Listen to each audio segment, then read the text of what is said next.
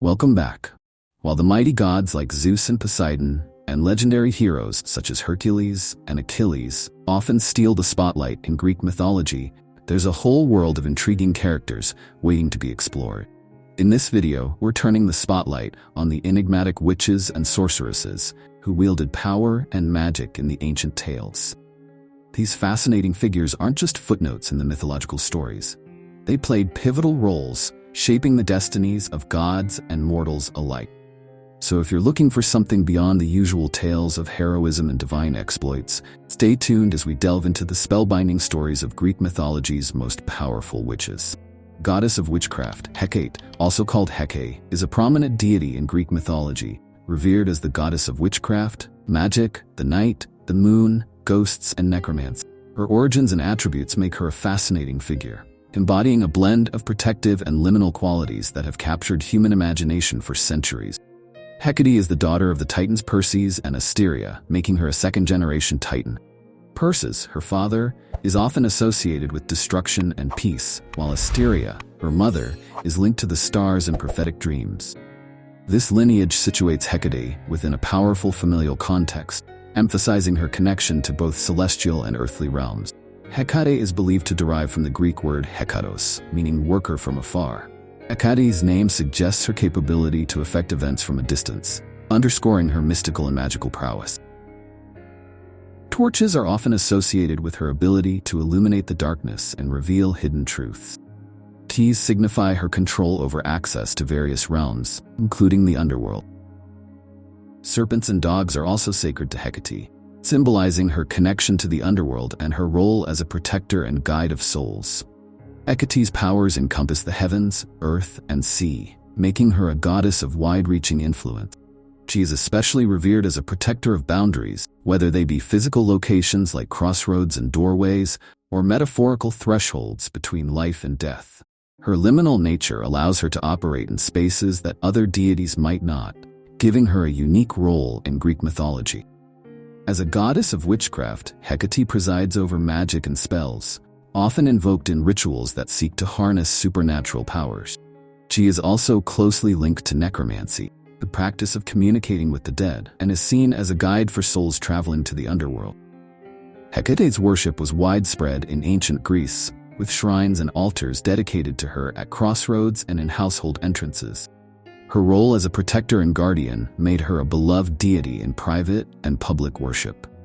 The dipnon, an evening meal dedicated to Hecate, was a common ritual in Athenian households, intended to appease restless spirits and seek the goddess's protection and blessings.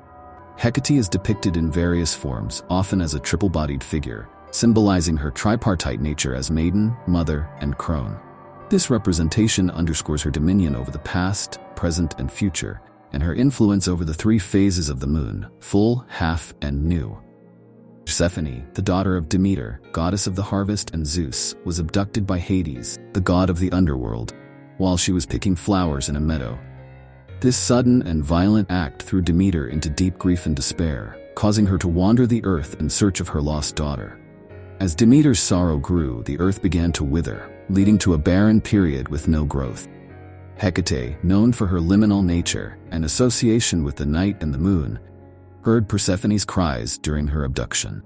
She immediately sought out Demeter to inform her of what she had heard, but admitted that she did not see who took Persephone. This crucial piece of information spurred Demeter to continue her search with renewed determination. Together, Hecate and Demeter wandered the earth in search of Persephone. Their efforts eventually led them to the sun god Helios, who revealed that Hades had taken Persephone to be his queen in the underworld. This revelation was pivotal, setting the stage for the eventual reunion of mother and daughter. When Zeus intervened to mediate the conflict between Demeter and Hades, an agreement was reached. Persephone would spend part of the year with Hades in the underworld and the rest with her mother on the earth. This arrangement explains the seasonal cycle of growth and decay, symbolizing Persephone's annual descent and return. In the underworld, Hecate's role evolved further. She became a companion and guide to Persephone, offering her support and ensuring her safety in the dark and mysterious realm of Hades. Hecate's presence provided comfort and stability to Persephone, helping her navigate her new role as the queen of the underworld. Hecate's assistance to Demeter and companionship with Persephone emphasize her protective and nurturing qualities. Gigantomachy. Hecate's battle with Clytius. The Gigantomachy, a mythic battle between the Olympian gods and the giants, is one of the central tales of Greek mythology. It symbolizes the struggle between order and chaos, the divine and the monstrous. The Gigantomachy was sparked by Gaia, Earth, who, angered by the imprisonment of the Titans, birthed the giants to overthrow the Olympian gods. These giants were monstrous beings of immense strength and terrifying appearance, and they waged war against the gods in an attempt to reclaim their ancestral dominion. Hecate, though often associated with magic, witchcraft, and the underworld, proved to be a fierce warrior during the Gigantomachy. Her participation in this battle highlights her martial prowess and her unwavering loyalty to the Olympian cause. Among her notable feats in this war was her confrontation with Clytius. Clytius was one of the most fearsome giants, known for his immense size and strength. He posed a significant threat to the gods, and it was Hecate who stepped forward to challenge him. Utilizing her unique abilities, Hecate fought with a combination of physical combat and her magical powers. According to myth, she used her torches to set Clytius ablaze, ultimately defeating him. Hecate's victory over Clytius symbolizes the triumph of light over darkness and order over chaos. Her use of torches to defeat the giant not only showcases her resourcefulness and bravery, but also underscores her role as a bringer of light and a guide through darkness. This battle highlights her dual nature as both a nurturing and protective deity and a fierce and powerful warrior. Transformation. Myths. Hecuba and Galinthias. Hecuba, the queen of Troy, experienced profound suffering during and after the Trojan War. Following the fall of Troy, Hecuba's children were either killed or taken captive, and her husband, King Priam, was murdered. Her own fate was to become a slave to the Greeks. The most harrowing moment for Hecuba came with the death of her youngest son, Polydorus, who was killed by King Polymestor of Thrace. In her grief and rage, Hecuba sought revenge and managed to blind Polymestor and kill his son. This act of vengeance, however, led to her transformation. Overcome by her grief and the enormity of her suffering, Hecuba was transformed into a dog by the gods, according to some versions of the myth, and particularly through the intervention of Hecate. This transformation can be seen as a compassionate act, giving Hecuba a form that allowed her to escape the overwhelming pain of her human existence. The metamorphosis of Hecuba into a dog symbolizes the extreme anguish and the dehumanizing effects of war and loss. Hecate's role in this transformation highlights her ability to alter forms as a means of coping with unbearable suffering, reflecting her deep understanding of human emotions and her compassionate nature. The story of Galinthias. Galinthias was a servant of Alcmene, the mother of Hercules. When Alcmene was in labor, Hera, who was jealous of Alcmene, tried to prevent the birth by sending Eileithyia, the goddess of childbirth, to delay it. Eileithyia sat with her arms crossed and fingers intertwined, a gesture that magically prolonged the labor. Galinthias, seeing her mistress's suffering, devised a plan to trick Eileithyia. She rushed out and falsely announced that Alcmene had already given birth. The surprise and confusion caused Eileithyia to release her grip, allowing Hercules to be born. Enraged by Galinthias's deceit, Eileithyia transformed her into a polecat, a creature often associated with cunning and trickery. Hecate, taking pity on Galinthias for her loyalty and bravery, adopted the transformed polecat as her sacred animal. This act of compassion by Hecate reflects her willingness to recognize and honor acts of loyalty and bravery, even when they result in unfortunate consequences. By making the polecat sacred, Hecate bestowed a sense of dignity and reverence on Galinthias's new form, highlighting her transformative abilities and her empathy towards those who suffer unjustly. Hecate, revered as the goddess of witchcraft, magic, and the night, held a significant place in ancient Greek religion and culture. Her worship involved various rituals and practices, reflecting her multifaceted nature and her roles as a guardian and protector. Hecate's worship was widespread, and she was venerated in several distinct ways. Hecate was commonly worshipped at household shrines. These shrines, often placed at doorways or entrances, were intended to protect the home and its inhabitant. Families would offer food, particularly at the end of the month, to honor Hecate and seek her blessings and protection against evil spirits and bad luck. Hecate was especially associated with crossroads, considered liminal spaces, where different paths and destinies intersect. Shrines at crossroads, known as Hecate's suppers, involved leaving offerings such as eggs, fish, garlic, and cakes to appease her and ensure safe travels and protection from malevolent forces. These rituals underscored her role as a guardian of boundaries and a protector in transitional spaces. One of the most important rituals dedicated to Hecate was the Deipnon, a monthly observance held on the night of the new moon. Hecate is often depicted as a triple goddess, represented with 3 bodies or 3 heads. This imagery symbolizes her dominion over the 3 phases of the moon, new, waxing, and waning, and her triple aspect of maiden, mother, and crone. As a goddess of witchcraft and the underworld, Hecate had the power to ward off evil spirits and ghosts. As we bid farewell to Hecate, the powerful goddess of magic and witchcraft, we step into the world of another formidable enchantress. Our journey continues with Circe, a sorceress renowned for her transformative spells and a pivotal figure in Homer's Odyssey. Circe stands as one of the most intriguing figures in Greek mythology, embodying both the allure and danger of magic. She is the daughter of Helios, the mighty god of the sun, and Perse, an ocean nymph, granting her a lineage of formidable power. Circe's reputation as an enchantress is legendary, and she is often depicted as living on the secluded island of Aeaea. This island, shrouded in mystery and magic, serves as the stage for many of her encounters and the exercise of her potent abilities. Her story weaves through various myths, painting a picture of a woman who is as capable of great benevolence as she is of terrifying vengeance. As a powerful witch, Circe's mastery of transformation and enchantment speaks to the primary human emotions of fear, wonder, and curiosity. Her interactions with gods and mortals alike highlight the timeless themes of love, jealousy, and revenge, making her a fascinating character whose legend has endured through the ages. Circe's origins and family background are integral to understanding her character and the powers she wields in Greek mythology. Circe's siblings include notable figures like Aeetes and Pasiphae.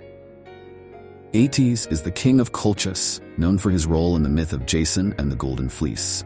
His daughter, Medea, shares Circe's prowess in witchcraft, suggesting that the talent for magic runs in the family. Pasiphae, another sister, is famous for her own tragic myth, being the wife of King Minos and the mother of the Minotaur. This network of relationships underscores the significance of Circe's family in the broader tapestry of Greek myths. Circe's encounters with Odysseus and his crew are some of the most memorable episodes in Greek mythology, primarily recounted in Homer's Odyssey. Odysseus and his men, after numerous adventures and perils, find themselves on the island of Aeaea, home to the powerful enchantress Circe. Odysseus sends a group of his men to explore the island. They come across Circe's palace, where they are greeted with a seemingly warm welcome. Circe invites them to a feast, but unbeknownst to the men, she has laced the food and drink a powerful potion. As soon as they consume it, they are transformed into pigs. Only one of Odysseus's men, Eurylochus, escapes and returns to inform Odysseus of their dire situation. Determined to rescue his men, Odysseus sets off for Circe's palace. On his way, he encounters the god Hermes, who provides him with a magical herb called moly. Hermes instructs Odysseus to consume the moly to protect himself from Circe's magic, and then to confront her with his sword if she attempts to enchant him.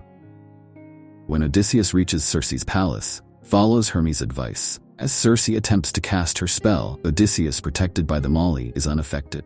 He draws his sword and charges at Circe, who, shocked and impressed by his resistance, surrenders. Circe then agrees to revert Odysseus's men back to their human forms. This transformation signifies a critical turning point, as it leads to a more cooperative relationship between Circe and Odysseus. Following the restoration of his men, Odysseus and Circe develop a mutual respect and eventually become lovers.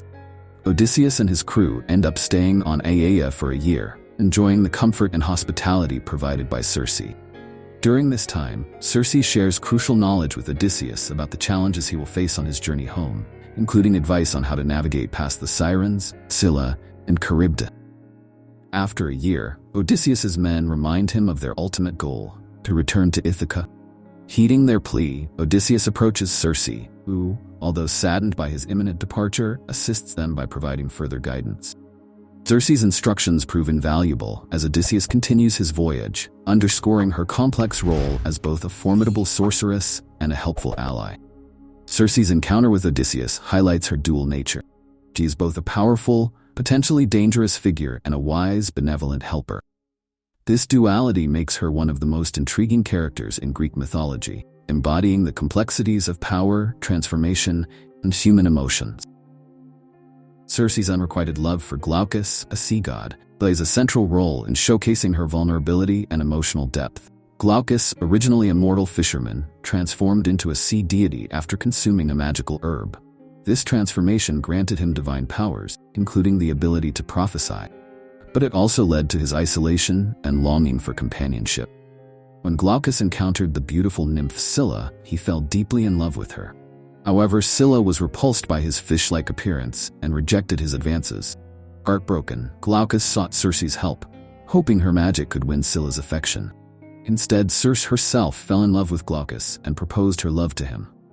When Glaucus refused her, remaining fixated on Scylla, Circe's jealousy drove her to transform Scylla into a monstrous creature with multiple heads and tentacles. This transformation ensured that Glaucus and Scylla could never be together, adding a tragic dimension to their story. Another example of Circe's vengeful nature is her interaction with King Picus. Picus, a handsome king known for his beauty and hunting prowess, caught Circe's eye. When Picus spurned her advances due to his loyalty to his wife Canaan's, Circe's jealousy turned into vengeance. She transformed Picus into a woodpecker, condemning him to live as a bird forever. Circe's story, with its blend of love, jealousy, and revenge, resonates with the timeless human experience of unreciprocated affection and the lengths to which individuals may go when consumed by jealousy. This act of transformation not only showcases her magical prowess, but also acts as a cautionary tale about the loss of human rationality and dignity when dominated by lesser instinct. Circe embodies the intricate nature of human emotions. Her ability to feel love deeply, yet act out of jealousy and revenge, portrays a character that is both relatable and cautionary. This emotional depth makes her a compelling figure in mythology, as she represents the multifaceted nature of human experiences. Her interactions with Odysseus, where she transitions from an adversary to a lover and helper, further illustrate her emotional complexity and the transformative power of genuine connection and understanding. As a symbol of enchantment and empowerment, Circe remains a timeless figure whose legacy endures in the annals of mythology and the hearts of those who are drawn to her mystique. Having explored the enigmatic island of Circe and her captivating spells, we now turn our gaze towards another legendary sorceress. Enter Medea, a ruthless witch known not only for her potent magic, but also for her dramatic and tragic tale in Greek mythology.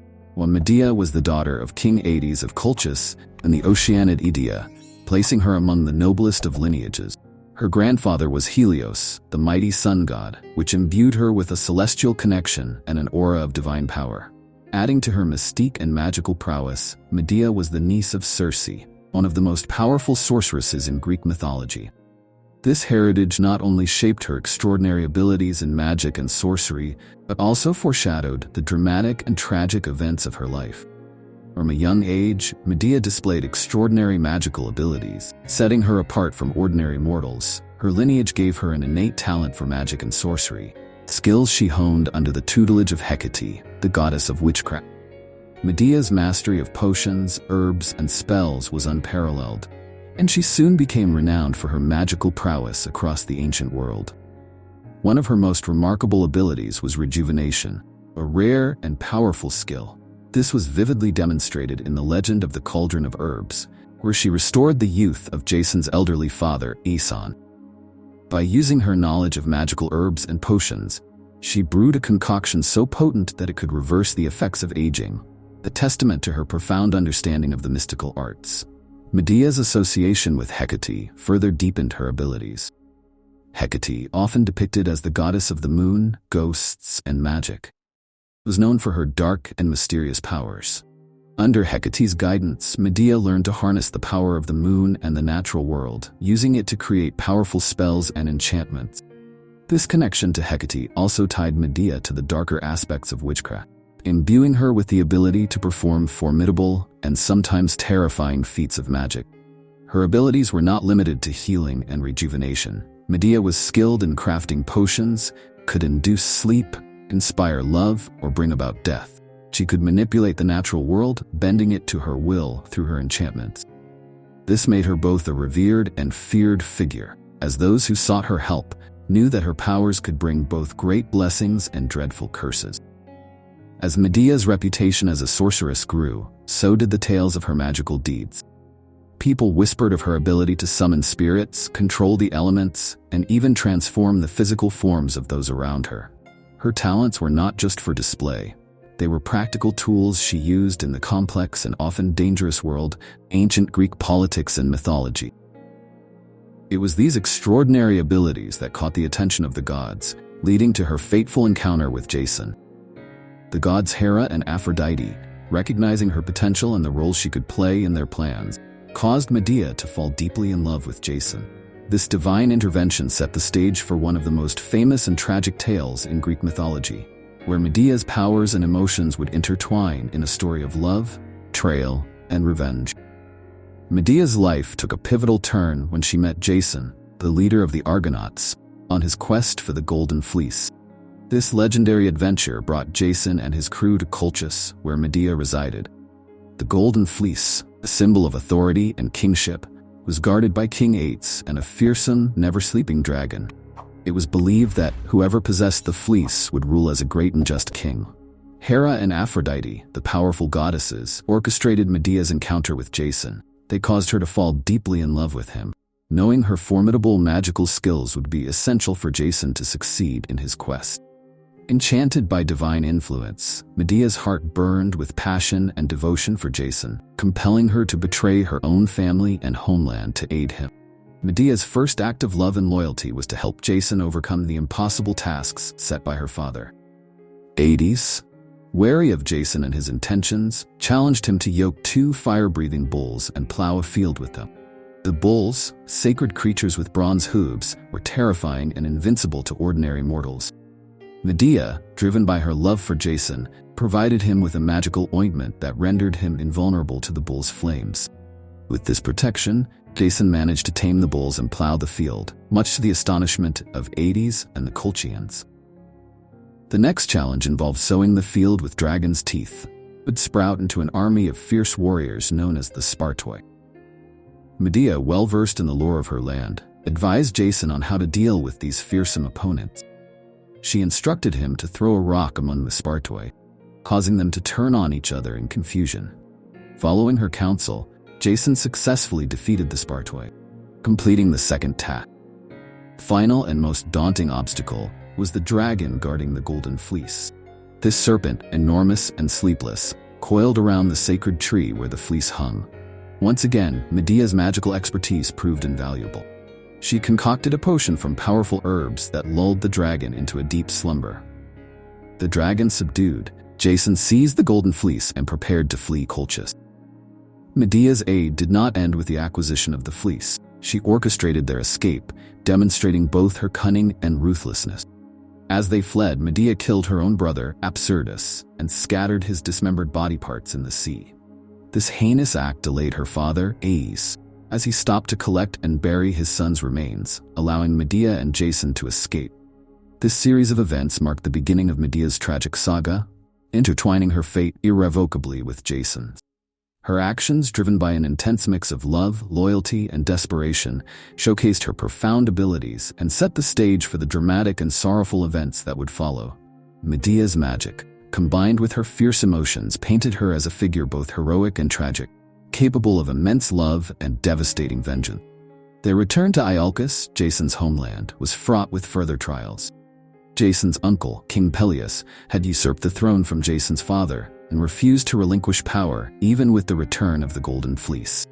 Medea, ever the resourceful sorceress, devised a cunning plan to remove Peleus from power. She convinced Peleus's daughters that she could rejuvenate their father just as she had done for Aeson. Demonstrating her power with an old ram transformed into a lamb, she persuaded them to cut that into pieces and boil him.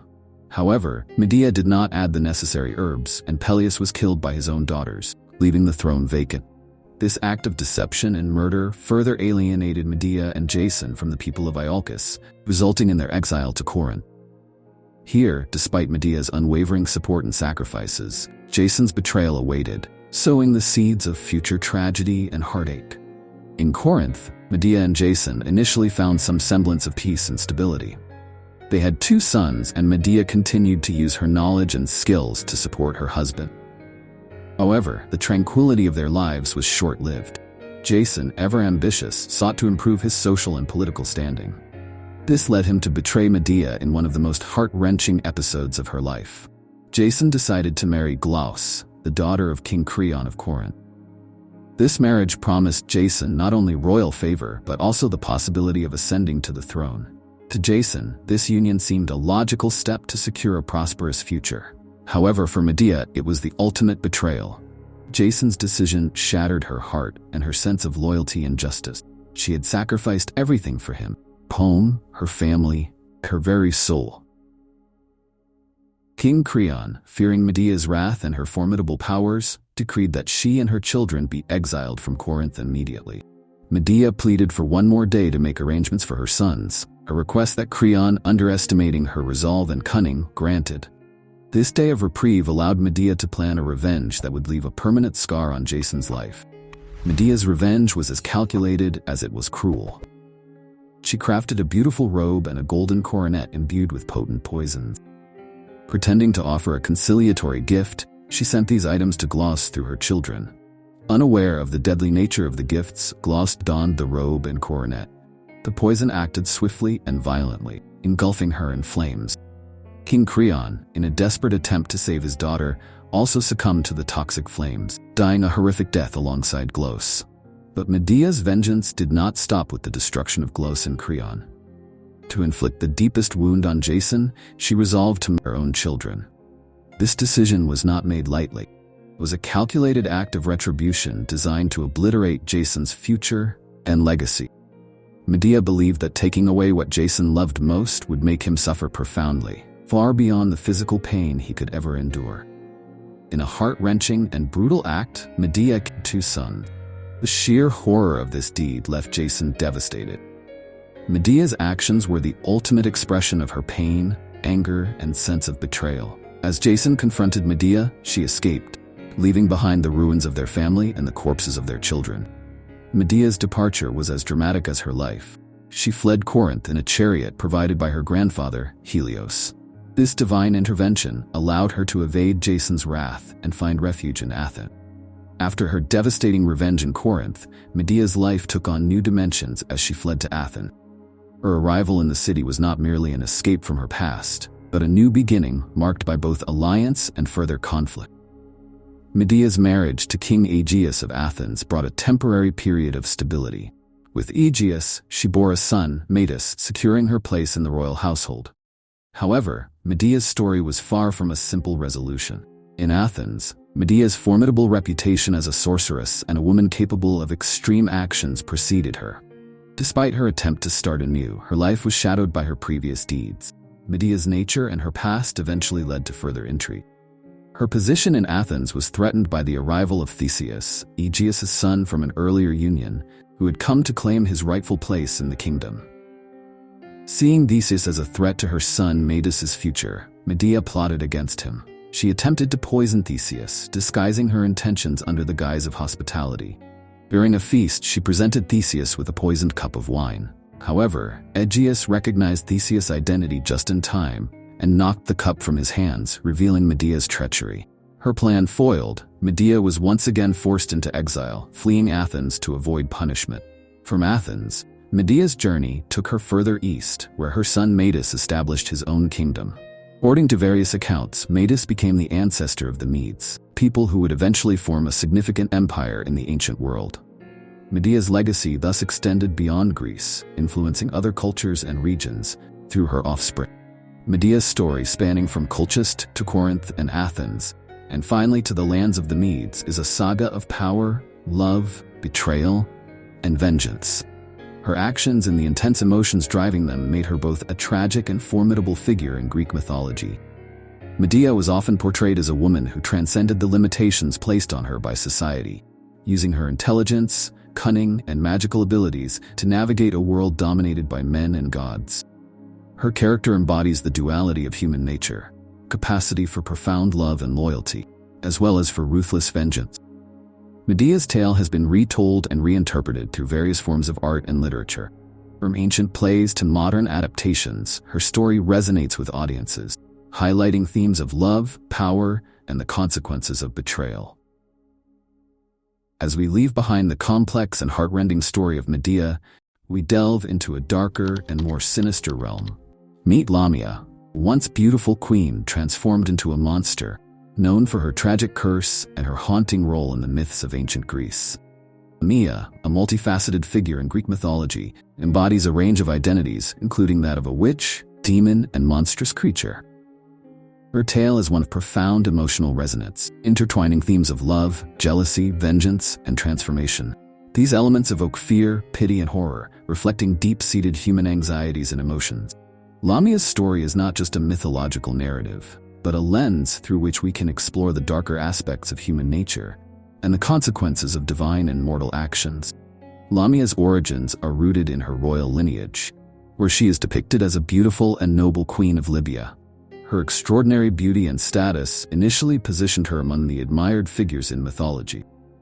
This regal beginning, however, is sharply contrasted by her tragic downfall, which is primarily triggered by her association with Zeus, king of the god.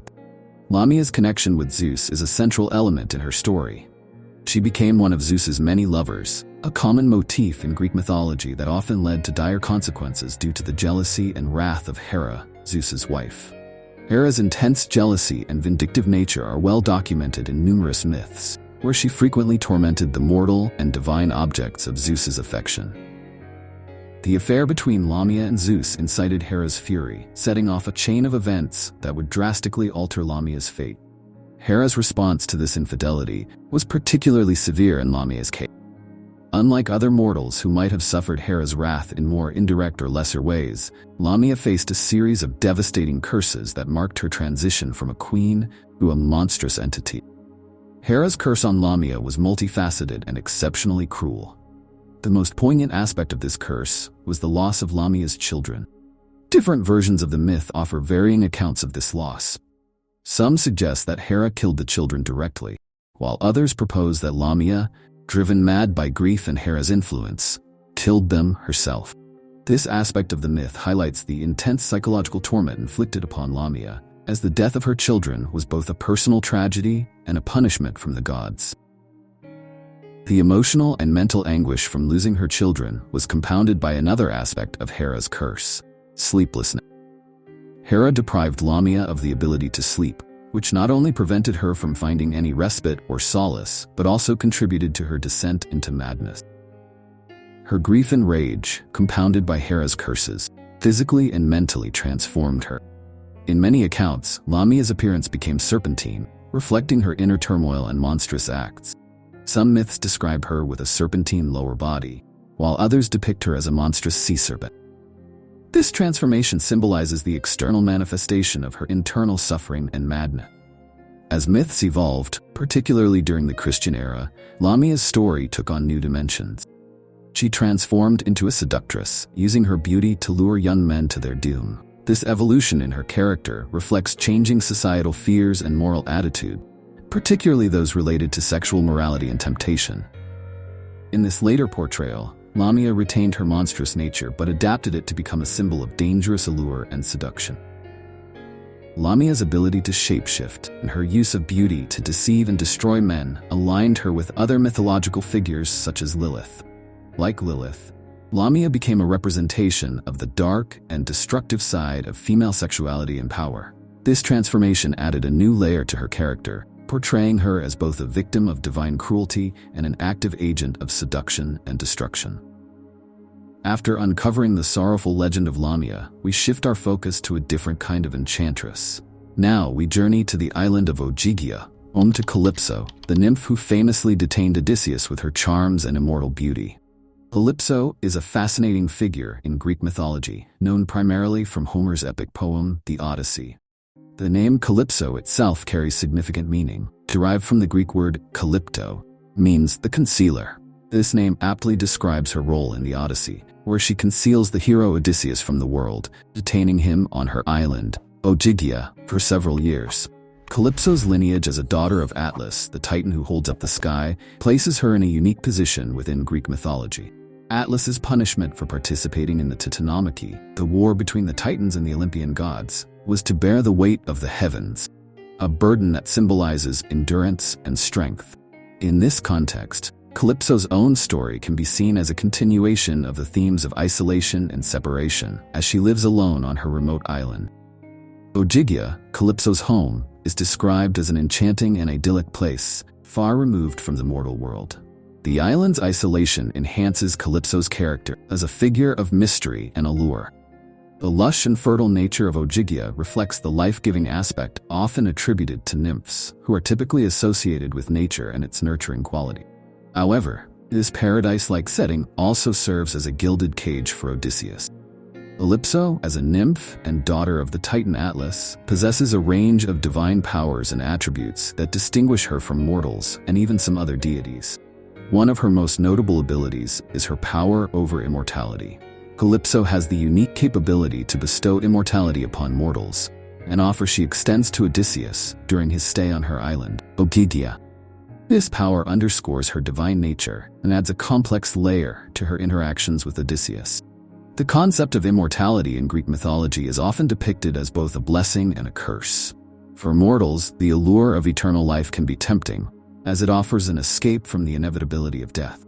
However, immortality also means an unending existence, potentially filled with monotony and the inability to experience the full spectrum of human life, which includes aging, change, and ultimately an end.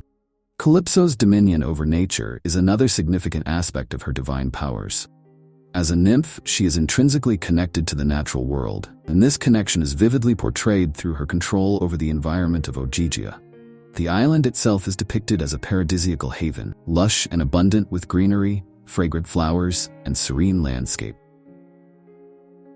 In the Odyssey, the description of Ogygia emphasizes the island's almost magical beauty and tranquility. Caves, the meadows, and the groves are all infused with a sense of otherworldly charm, highlighting Calypso's ability to create and sustain a perfect environment.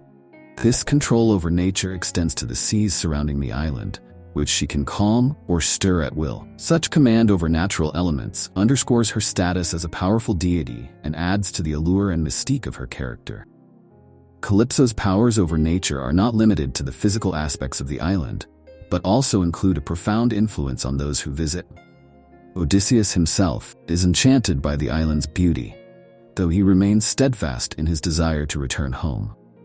Calypso's enchantment serves as a narrative device that heightens the tension between the allure of paradise and the hero's duty and longing for his mortal life. It also underscores the theme of temptation in Greek mythology, where divine beings often present mortals with challenges that test their virtues and desires. Calypso encounters Odysseus when he is shipwrecked on her island, Ogygia, after losing his crew and ship. Calypso, drawn to Odysseus's charm and bravery, rescues him from the sea and brings him to her grotto, offering him care and hospitality. Falling in love with Odysseus, Calypso wishes to make him her immortal companion.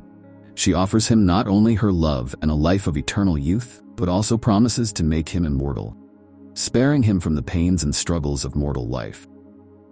This offer places Odysseus in a deeply conflicted position. On one hand, the prospect of immortality and a life of ease is tempting, especially given the hardships he has endured and those he anticipates on his journey home. On the other hand, Odysseus's longing for his wife, Penelope, his son, Telemachus, and his kingdom of Ithaca anchors his resolve. Despite Calypso's beauty and the allure of a life free from the burdens of mortality, Odysseus yearns to return to his mortal life, even though it is fraught with uncertainty and potential suffering. Odysseus remains on Ogygia for 7 years, during which he becomes Calypso's lover. Despite their relationship, he never loses his desire to return home. This aspect of the myth explores the theme of nostalgia and the human yearning for familiar places and loved ones, even when presented with an objectively more desirable situation. Odysseus's inner turmoil and steadfastness in the face of temptation highlight his heroic qualities and commitment to his mortal responsibilities. The gods of Olympus play a crucial role in Odysseus's release from Ogygia. Athena, the goddess of wisdom and a protector of Odysseus, observes his plight and sympathizes with his longing for home. She petitions Zeus, the king of the gods, to intervene. Zeus agrees and sends Hermes, the messenger god, to deliver his command to Calypso. Hermes arrives on Ogygia and delivers Zeus's decree. Calypso must release Odysseus and allow him to return home. The moment is poignant as it showcases the limits of Calypso's power despite her divine status. She is compelled to obey the will of Zeus, illustrating the hierarchical nature of the gods in Greek mythology, where even powerful beings like Calypso are subject to the authority of the Olympian gods. Calypso's reaction to the divine command is a mix of sadness and resignation. She laments the double standard among the gods, who she perceives as envious of goddesses having mortal lovers. Despite her sorrow, Calypso complies with Zeus's order. She provides Odysseus with tools and resources for his journey, including the materials to build a raft, provisions, and guidance for his voyage. Her parting gift to Odysseus is a final act of kindness, ensuring his survival as he departs her island. This segment of the myth emphasizes the transient nature of relationships between mortals and immortals and the inevitability of destiny. It also underscores the themes of divine intervention and the power dynamics within the pantheon of gods. Calypso's compliance with the will of Zeus, despite her personal desires, highlights the ultimate authority of the Olympian gods and the futility of resisting their decrees. In summary, Calypso's role in the Odyssey is crucial in exploring complex themes such as love, temptation, mortality, and the influence of the divine. Her interactions with Odysseus provide a rich narrative layer that delves into the hero's internal conflict and the broader cosmic order of Greek mythology. Leaving the serene yet melancholic shores of Ogygia, we venture into the abstract with Kakia. Unlike the other figures, Kakia isn't a single character but the personification of vice and moral depravity, playing a unique role in Greek mythological tales. Kakia, also known as Cassia, holds a significant yet cautionary role in Greek mythology as the personification of vice and moral badness. Her origins are somewhat nebulous, with no definitive lineage provided in the myths. However, some sources suggest she might be a daughter of Nyx, the primordial goddess of night. Nyx, who mothered various deities associated with negative aspects such as strife, death, and pain, aligns well with Kakia's embodiment of moral decay. Kakia's personality is the epitome of vice. She embodies traits such as laziness, deceit, and selfishness, actively working against the virtues promoted by other deities. Her character is a personification of all that is undesirable in human behavior: indulgence, bad reputation, and moral corruption. Unlike Arete, who inspires people to strive for excellence and noble deeds, Kakia seduces them into a life of ease and immediate gratification, but with long-term detrimental consequences. Kakia's role is not merely to depict vice, but to serve as a moral lesson in the narratives she inhabits. Her presence in mythology underscores the importance of making virtuous choices and the consequences of succumbing to immoral ones. Through her, Greek mythology teaches the dangers of vice and the value of striving for a life of virtue, excellence, and moral integrity. One of the most prominent stories featuring Kakia is the choice of Hercules, also known as Hercules at the Crossroads. This myth serves as a powerful allegory about the moral decisions individuals must make in their lives. The story, notably recounted by Xenophon in his Memorabilia, depicts young Hercules at a critical juncture in his life, contemplating which path to follow. As the story goes, Hercules is approached by two women representing different paths. Kakia, embodying vice and moral corruption, offers Hercules a life of ease, pleasure, and immediate gratification. She promises him an existence free of toil and full of indulgence, where he can enjoy the fruits of others' labor without effort or struggle. This path, while initially appealing, is ultimately shallow and unfulfilling. In stark contrast, Arete, virtue, offers a more challenging path, filled with hard work, discipline, and sacrifice. Arete promises that although her path is arduous and demanding, it leads to true happiness, fulfillment, and lasting glory. Hercules, seeing through Kakia's seductive facade, chooses the path of virtue, opting for a life of noble deeds and moral integrity. This decision underscores the central theme of the story: the triumph of virtue over vice and the long-term rewards of living a morally upright life. In conclusion, Kakia's role in mythology, particularly in the story of The Choice of Hercules, serves as a powerful reminder of the eternal struggle between virtue and vice. Her character is a personification of moral corruption and the temptations that lead individuals astray, while her interactions with Hercules highlight the importance of making virtuous choices and the long-term rewards of living a morally upright life. Paramede is known for her skills in herbal magic. While not as prominent as other sorceresses, her expertise in using plants and herbs for magical purposes underscores the importance of natural elements in ancient witchcraft. She embodies the archetype of the wise woman who understands the hidden properties of the natural world. Next, Miro appears in The Golden Ass by Apuleius, a Roman novel that incorporates many elements of Greek mythology. Miro is a powerful witch capable of transforming people into animals and controlling spirits. Her abilities highlight the transformative power often attributed to witches in mythology, as well as their ability to manipulate the spiritual realm.